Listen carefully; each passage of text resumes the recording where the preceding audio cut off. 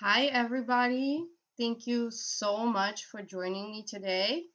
I am, as always, working on making sure that I also see this live stream on a different device so that I can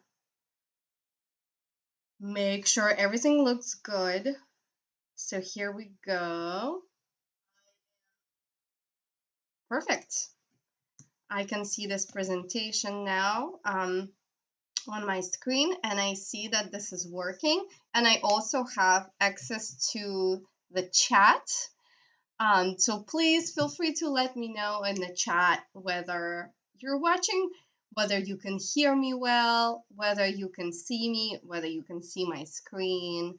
I would also love to know if you have seen the first part of this presentation, which was a month ago. As I mentioned earlier, I plan to do this every month on the last Friday of every month. And last month, we started talking about what is called the Dutch miracle, or the period of the 17th century in Holland, where thousands of artists created millions of works.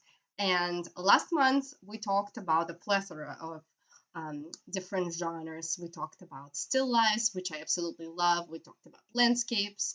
We even talked about the animalistic genre, which is not as obvious as one would think.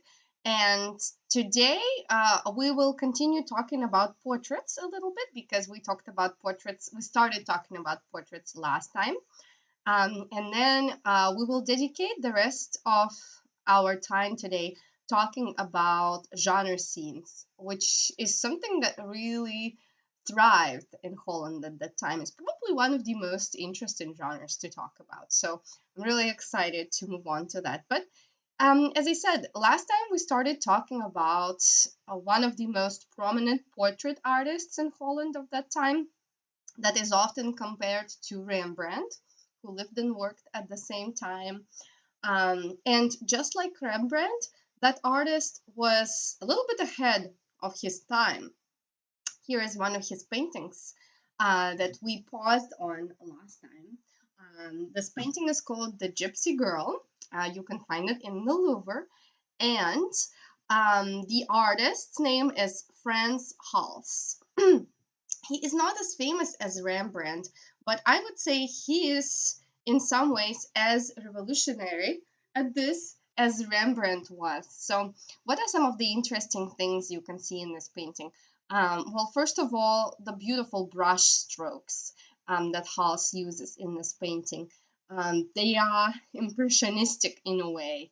And in fact, some impressionists studied Frans Hals. After his death, for a while, he sort of went into oblivion. People forgot about him until the 19th century, when a lot of artists, including French artists, discovered Frans Hals, and Van Gogh, a post-impressionist, Van Gogh himself admired Hals's works and tried to count the shades of white and the shades of black that Hals used in his paintings. And you can really see that here. Hals also was just a very gifted portraitist, and he was really able to capture the character and the emotions of the person in his portraits. And you can see the seductive gypsy girl with her sly smile here. It's just this painting creates a wonderful mood. So we will talk about some other works about Frans Hals, and of course go into some museums where his works are exhibited. The first one I want to show you is at Rijksmuseum in Amsterdam, and it is a painting in a way similar to the Gypsy Girl. It's called The Merry Drinker. And again, here Hals manages to depict the mood really well. On one hand, we really see the happiness in this person's face. On the other hand, maybe you can really tell that he already caught a little bit of a buzz. His eyes are not as focused anymore. We can see sort of like a wide gesture here and with one hand. And finally, again, I just want to invite you to admire the textures that Hals uses in this painting. Um, the beautiful brush strokes that he uses to depict especially the clothes of this merry drinker, right? If you zoom in, you can really see that these are just, big spots of bright color with a little bit of white intermixed in here that create that once you zoom out or step aside, you can it really creates the feeling of the shiny yellow fabric or beautiful lace as well. And then also how masterfully Haas manages to depict a glass of wine in the same manner too. Very few bright white brushstrokes create the impression of a transparent glass, and this the beautiful shiny wine in it as well. So I think that this is absolutely wonderful. And Franz Haas, of course, did not just make portraits of people that he saw, on the streets of Harlem. He was from Harlem. He also worked for other people. He had clients that he created portraits for. And I think that he was absolutely wonderful at making family portraits. And one of my most favorite family portraits is here also at Rijksmuseum. This beautiful married couple here is depicted on the left. I want to start with the setting in which they are depicted. So right behind this couple, you can see trees, and this is sort of like a quiet, peaceful corner of the world, right? So this is a quiet, peaceful corner of the woods, and right behind this peaceful corner, you can see something that looks like a small town. Probably this is their estate. So you can see a happy family that is establishing a life for themselves and just making their little quiet and peaceful corner of the world. On this small scale and on the scale of just this family, this would be a wonderful portrait to hang in your house, just the mood of a peaceful life, cozy home that they've created for themselves. But on a much larger scale, we can talk about the political and the societal situation in Holland at that time. Last time we talked about it a little bit, right? That Holland was a relatively young country. They became independent after they had a revolution and they separated from the rule of Spain. And the Dutch people and Dutch artists were really proud of their own little piece of land. And in a way, for them, Holland was their little peaceful corner of the world, their little peaceful corner of the woods, just like in this painting. And so this really is, on one hand, just a depiction of this family and their home and their peaceful life. On the other hand, it's sort of like an ideal depiction of any family that could be in Holland at that time. I also want to draw your attention to their happy faces. Again, Hals masterfully depicts that they are happy together, right? And also that they are doing well financially. Look at the beautiful clothes they are wearing. I also want to draw your attention to the beautiful house they have with the beautiful garden. And even though, again, Hals has this manner of not going too much into detail, if we look on the background, we can still see that their estate is a pretty big one, right? There are lands all the way in the back, even some little pavilions over here with beautiful monuments, fountains, and so on. How wonderful, isn't it? Uh, so this is not the only family portrait that Hals created. In fact, he made several portraits created in a similar setting. This was, in a way, something that his clients often ordered him to do, and it really helped him build a small fortune in the beginning of his life. And once an artist gains popularity in Holland, especially when it comes to portraits, of course, the next step up is to create a group portrait. And group portraits can be found in this amazing museum. I'm just going to tell you a couple things about it, but we will see more of it in just a minute. But this is Frans Hals Museum in Haarlem, in Holland. And here they have a wonderful exhibition of group portraits that Hals created.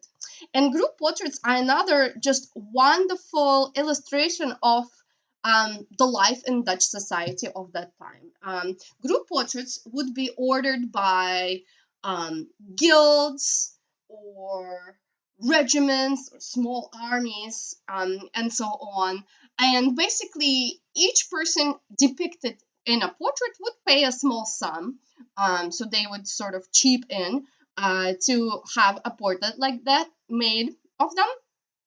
And this again is just a great illustration of how the Dutch were proud of what they were doing for a living or what they were doing in their spare time, because these group portraits often would depict either a group of people who worked somewhere together, or a group of people that would have some sort of civil duty together. So, for example, a civil militia, that they were not professional army people, they were just people who in their spare time would go and patrol the streets. So that was sort of a volunteer thing that they did, and they were proud of it. They were proud of doing their job, and they were proud of protecting their little piece of land. And so they would order a group portrait like that of themselves. And of course, because everybody is more or less equal in that group, of course, there would be generals or so sort of to say managers in those groups. But in general, people were more or less equal in there, and because everybody paid to be depicted, the idea in general was to have people more or less standing next to each other in similar poses, and almost like standing posing for a group photo that we would do nowadays. And what Hals did, and you can already see it in the paintings that are right in front of you right now, he added a little bit more dynamic to the paintings. This was really common for Baroque style. In Baroque, static paintings were not as common, but at the same time, for Holland of that time, this was considered quite unusual. This is not the way people imagined those group portraits, and unfortunately, these works by Hals were a little bit ahead of their time. And just like Rembrandt's, if you know the story of Rembrandt's life, kind of a similar thing happens to Hals. He was so much ahead of his time that unfortunately, towards the end of his life, he started losing his fame. He also wasn't very good with money, so towards the end of his life, he also started losing his money. And he ended up actually living at the end of his life at what they called old folks' home. Or you can say a poor house as well. So he ended up living in a house like that. And a lot of his works ended up there, because now, where that home used to be, and there where Hals spent the end of his life, is now the Museum of Frans Hals in Haarlem. So now you can imagine that you are standing in the courtyard of that house, which is now Frans Hals Museum. But again, used to be the place where people would spend the end of their life if they couldn't afford to have their own home. So you can see this beautiful courtyard and imagine what it was like to be Franz Hals, walking the streets of Harlem, being in the courtyard of this beautiful Dutch building. Anyway, and another interesting fact about Franz Hals is that he was not the only artist in his family.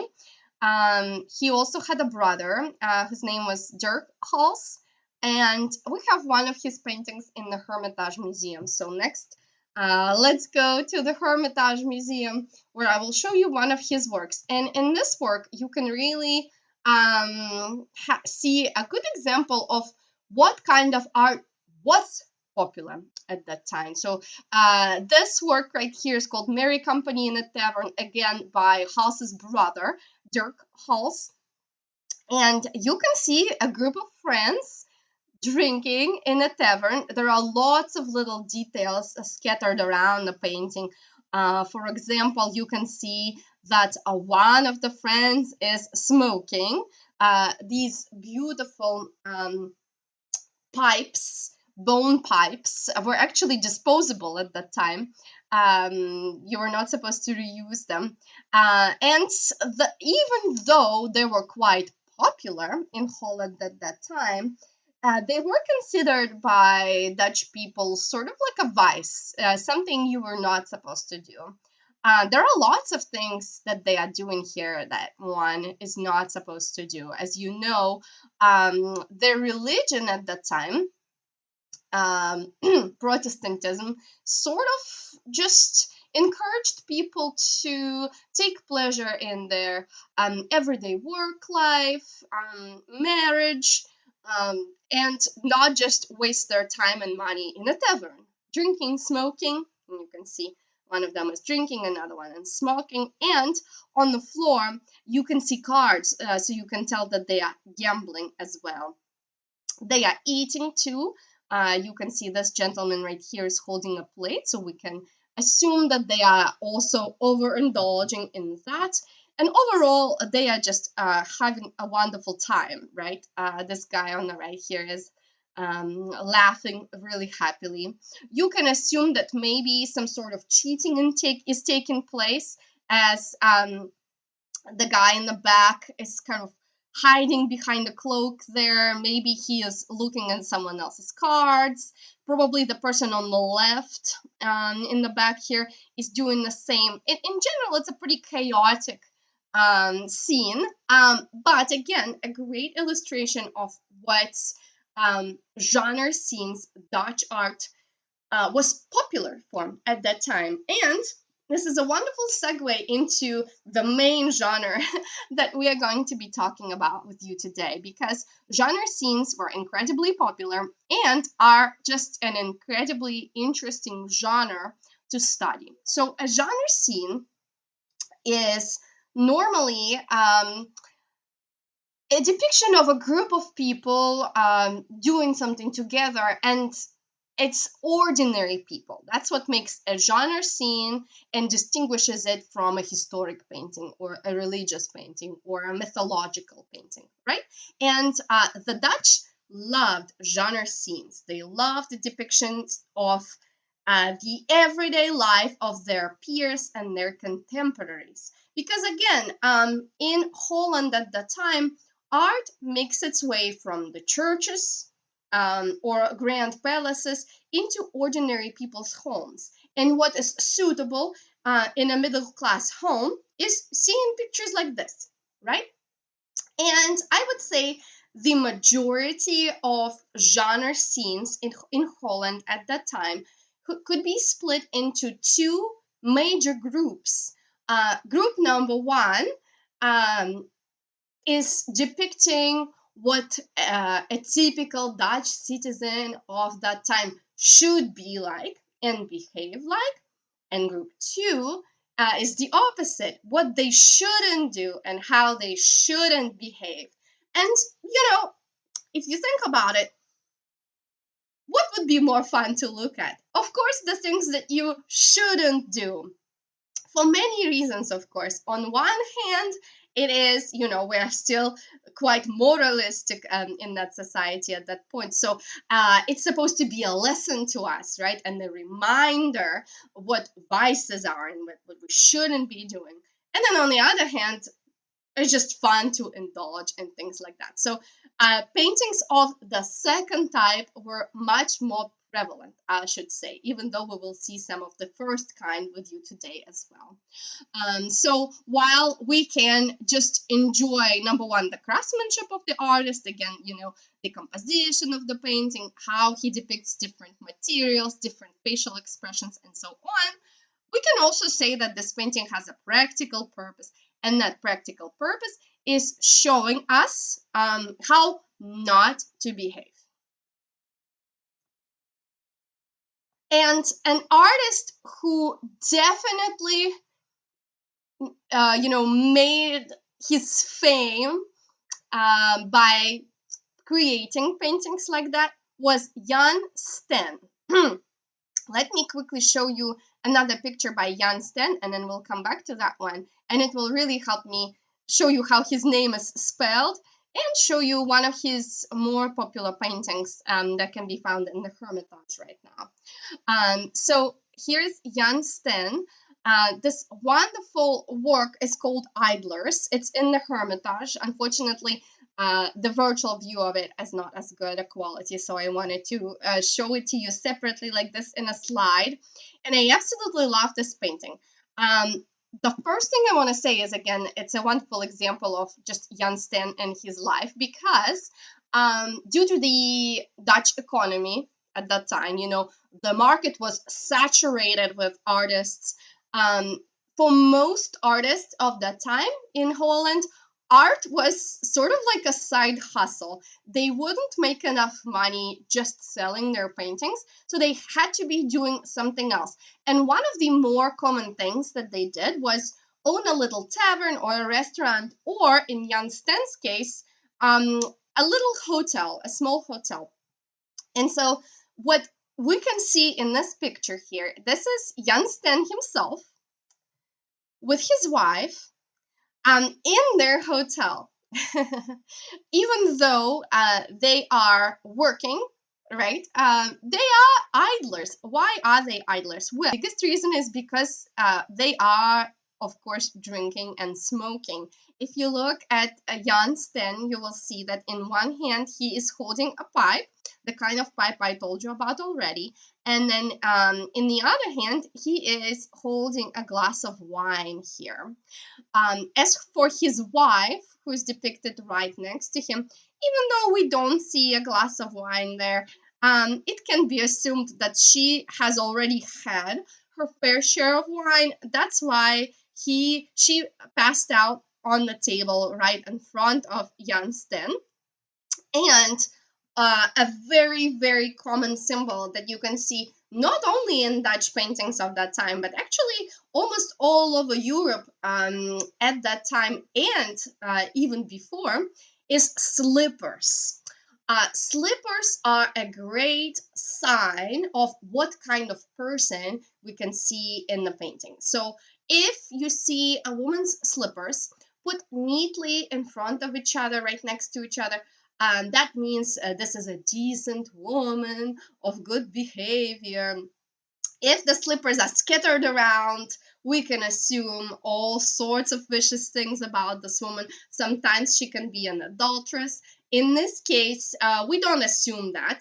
She is right here next to her husband. But as we can see, she likes to drink. And, in the process, she even managed to lose a slipper, and we can see it all the way in the corner.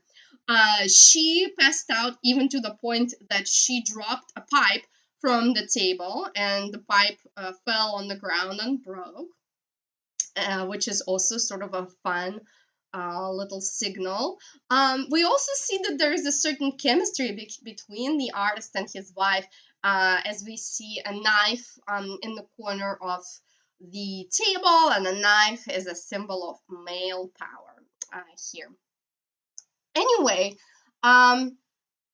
when you look at paintings of how people shouldn't behave, depending on an artist, and even a particular painting, um, these pieces can be more or less moralistic. Um, and sometimes when you look at one of those paintings, you feel, you know, that you really don't like the characters and you don't like the way that they are acting in the painting. But this is really not the case with this piece.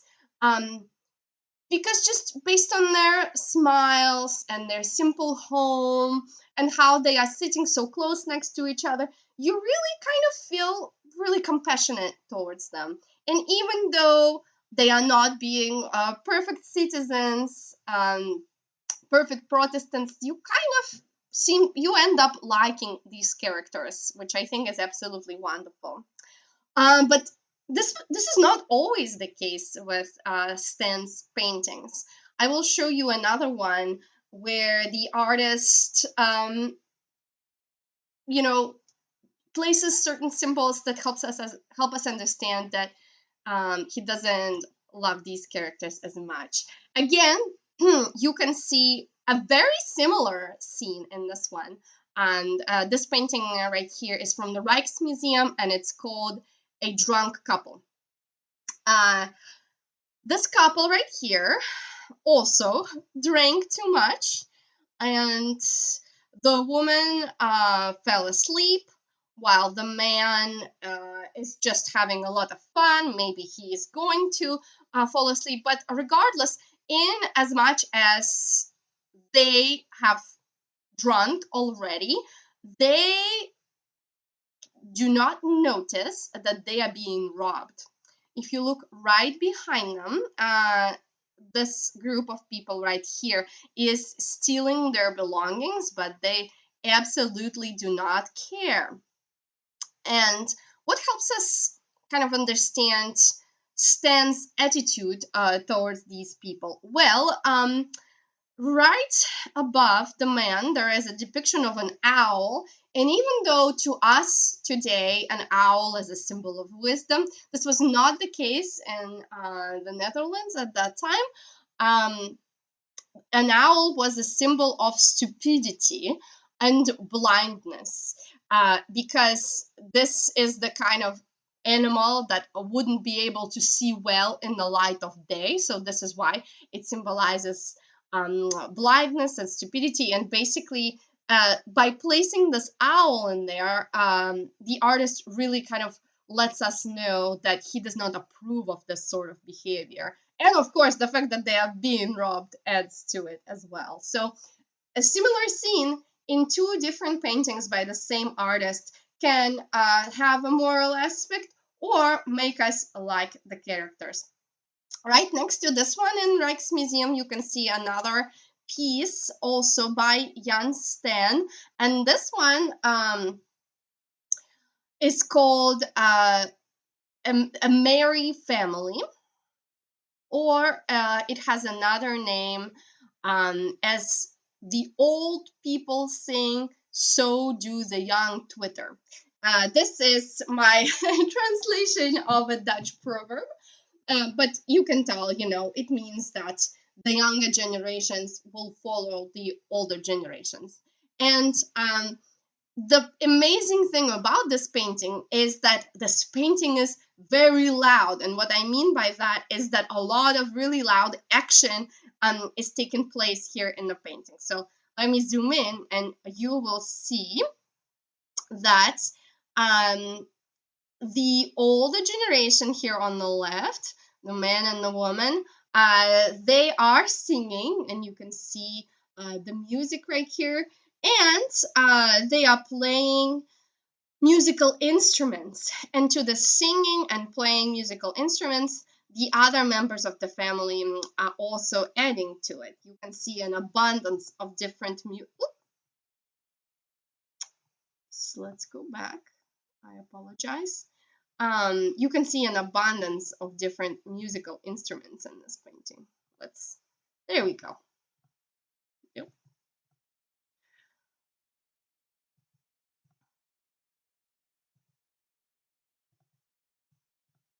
I want you to see it better. There we go. And indeed, you see many different generations in the painting, right? So there is an older couple here, a younger couple right next to them. And then there are kids in here too, and kids of different ages, right? You can see sort of teens and tweens and kids, and even a baby that is sitting on his mother's lap.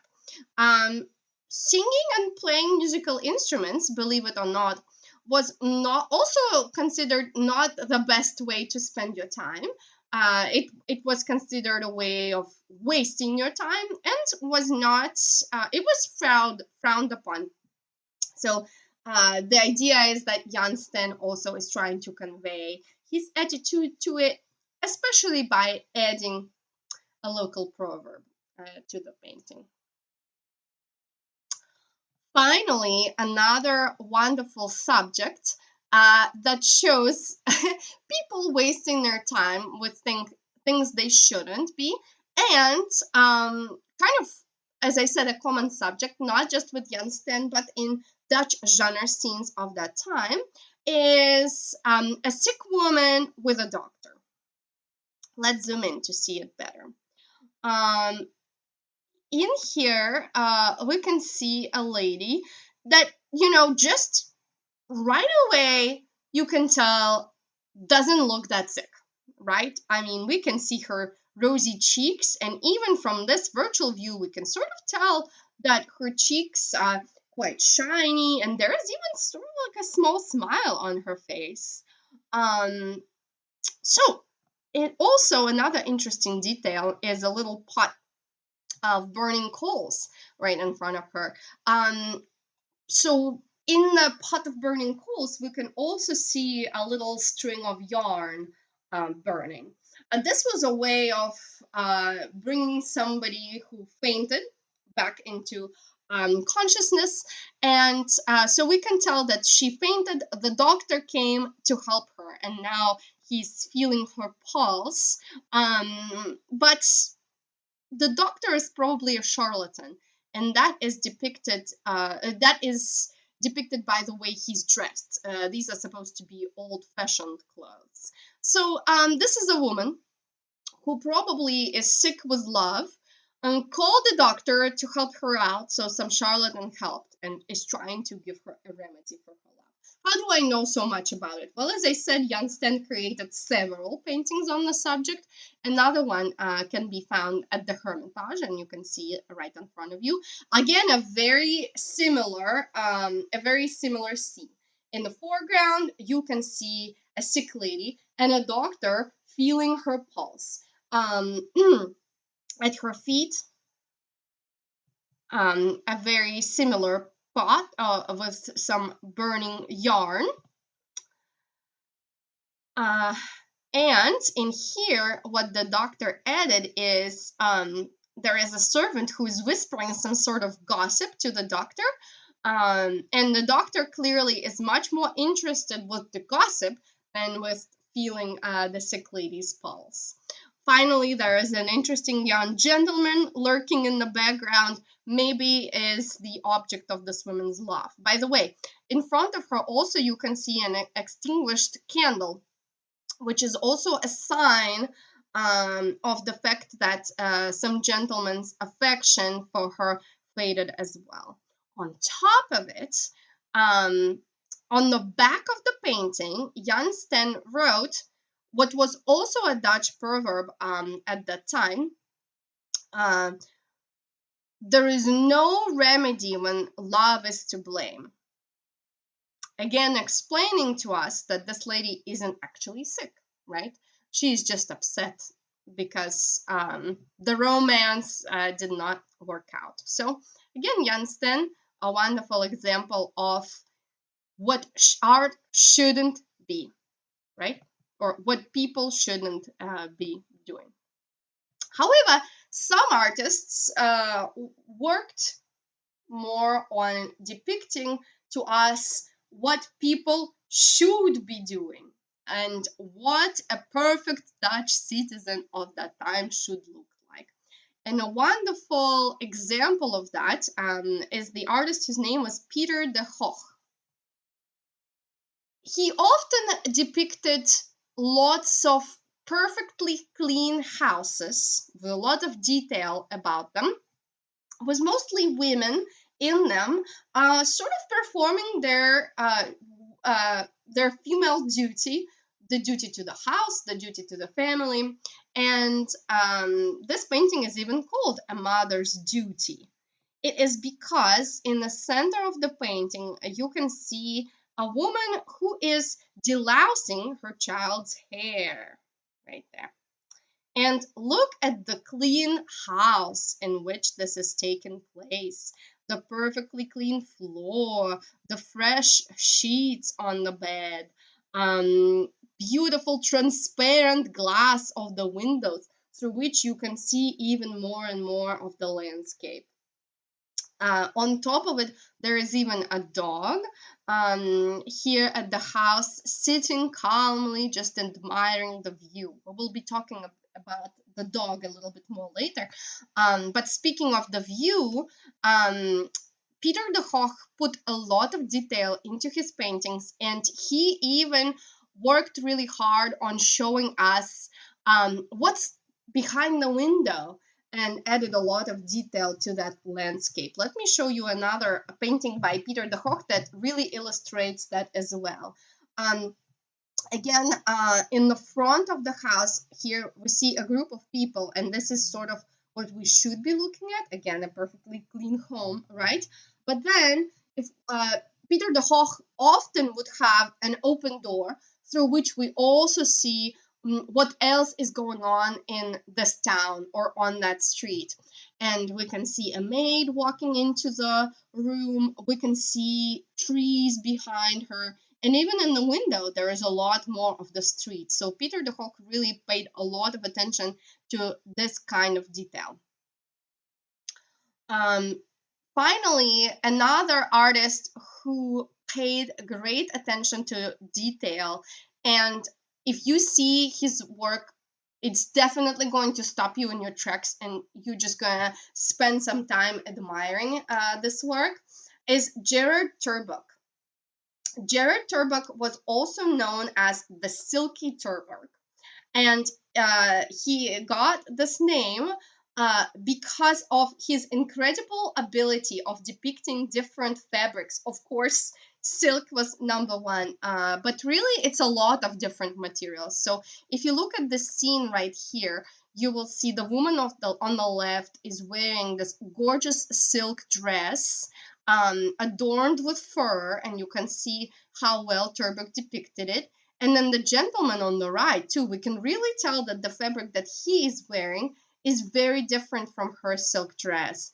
You can see a beautiful suede shoe, a beautiful wool stocking, and look at the many folds of fabric that I used in his pants. I think that this is just incredibly masterful.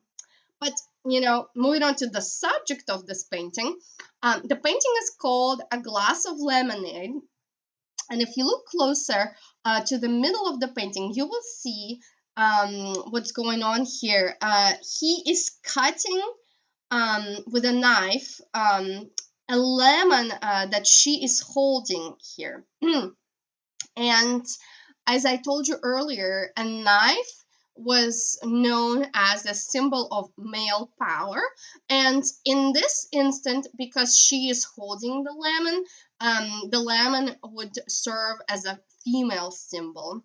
And then this lemon, horizontal, and knife, in this case vertical, is also repeated several times in the painting, again as an allegoric depiction of this couple. For example, on the table you can see wine bottle and the plate, again horizontal and vertical, man and woman, a chair and the table, and even in a way the way their legs are positioned also symbolizes the horizontal and the vertical, the man and the woman. We can really distinctly see his leg and then her leg being horizontal as well. So this is a proposition, an indecent proposition perhaps, and we think maybe the older woman next to the young lady here is sort of trying to put them together. She is some sort of a matchmaker in this painting. Another wonderful example of Gerard Terbeck's painting is another painting from the Hermitage called The Messenger. At the forefront, again, a gorgeous silk gown that the woman is wearing. I want to draw your attention to other fabric again in the painting, like this rug right here on the right. The rug the kind of fabric we haven't looked at yet, which is absolutely beautiful. And what this woman is doing here, she is reading a letter brought to her by a messenger, based on just a woman's world in Holland at that time. We can say that this is probably a love letter. The messenger is standing patiently next to her, which is not always the case in paintings like that. Sometimes you'll see a messenger or a servant try to peek and try to see what the woman is reading, especially if it's a female servant. But art critics believe that in this painting, Turbuck placed little hints for us as to what could the letter be about and what is she reading about. And these hints are placed in the paintings on top, paintings on the wall. On the right, we can see a male portrait. So this could be the gentleman who is writing to her love interest.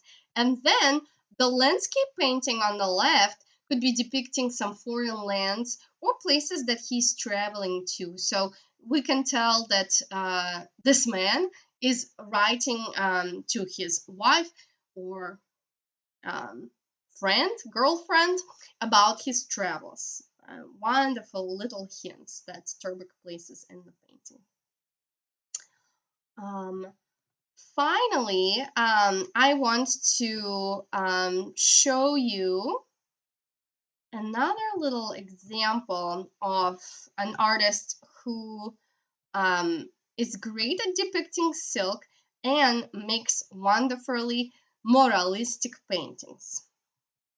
I'll show you first the name of this artist.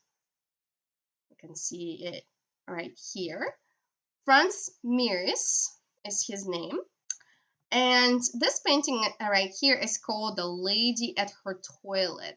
Again, it is located in the gorgeous hall at the Hermitage, known as the tent-roofed hall, which was decorated in the middle of the 19th century to place these particular paintings. So the decor that you see the painting in was meant for these Dutch artists to be displayed at.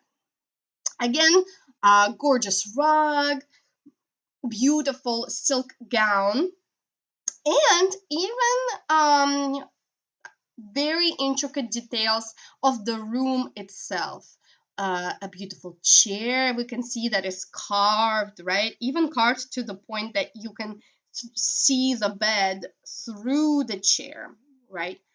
A window with a curtain and some morning sunlight coming through it. And by the details of the painting, we can tell that, what kind of woman it is and sort of what is going on in here. So a lady at her toilet, on one hand, is just a woman standing here in the morning light. However, we can see she is just getting ready and the servant is making her bed. Most likely she stayed in bed till late, maybe even not alone.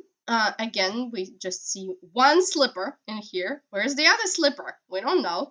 Again, a hint at maybe her indecent behavior.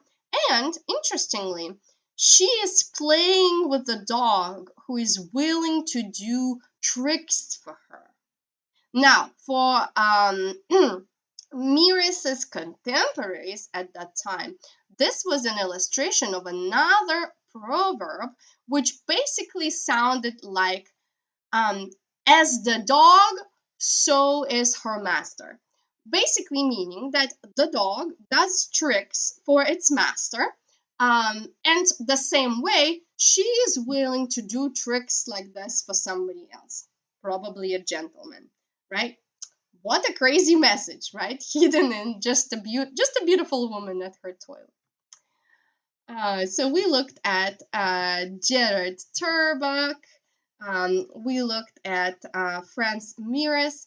Another artist that I want to show you is this one, Gabriel Metsu, and he is often compared with Johannes Vermeer. You can see a very similar looking room. You can see a similar color palette, but Gabriel Metsu, in a way, was just a typical genre scene painter that would depict these stories with a little bit of a moralistic component and lots of little details, again illustrating the uh, proverbs often, or things that the contemporaries could easily guess. And you can already spot a lot of the elements that we talked about earlier. First of all, again, just one slipper, right? Where's the other one? We can already say a lot about this lady here, who, by the way, is reading a letter. And as I told you earlier, here there is a servant standing next to her, and the servant is sort of trying to peek at the woman reading the letter. Can she read what's in it? Can she not? Well, actually, right behind the woman, in a frame here, this is not a painting, this is a mirror. And so by looking at the mirror, she can see what the letter says, and she is even revealing it to us. How is she revealing it to us? Well, by opening a curtain next to another painting, which again depicts some sort of distant lands, right? So maybe the gentleman who is writing to her master is traveling somewhere again, and we can really see that. On top of it, you can probably already tell there is a dog in the bottom, and the dog is just barking at the letter with a lot of excitement, excited to see this letter. Again, probably revealing to us the master's mood about this letter and her excitement, even though she maybe isn't showing it to us. And with this wonderful painting, I want to end my talk about the Dutch miracle and the artists who worked in Holland in the 17th century. Please feel free to drop your questions in the chat and I will answer them. And as same as last time, I'm going to be adding a link to buy me a coffee if you want to. Feel free to do that if you enjoyed this talk. Also, I would love to hear your suggestions as to what kind of art or artist you would like me to talk about next. So definitely let me know in the comments. And I will see you in September. Thank you for watching.